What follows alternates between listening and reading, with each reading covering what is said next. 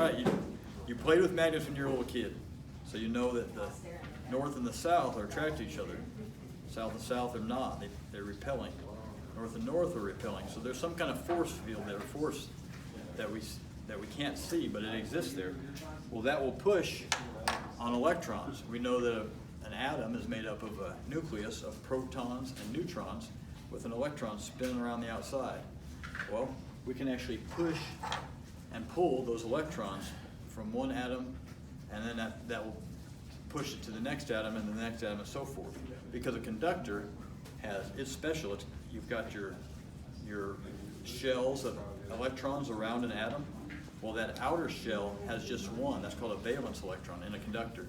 And that electron, because of the fact that it's so far away, the attraction isn't as great. So when that extra electron, it gets pushed into the orbit of that atom, those electrons are pushing away from each other, and that proton can't protect it. It can't hold on to that electron, so it gets pushed again to the next one, the next atom, so that makes the flow of electrons. Flow of electrons is all electricity is. We're pushing and pulling those electrons by spinning a magnet inside a coil of wire.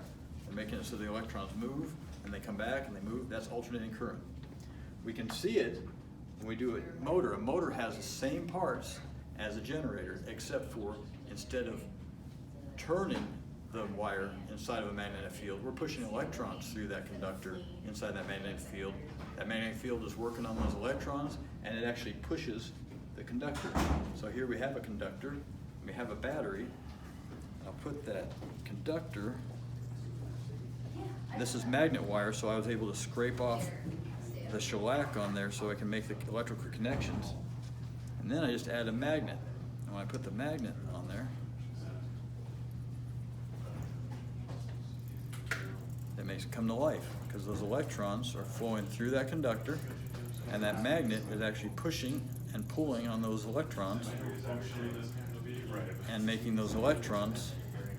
Those electrons are part of the atoms inside that conductor. It makes that conductor have to take off because it's being affected by that magnetic field. Good?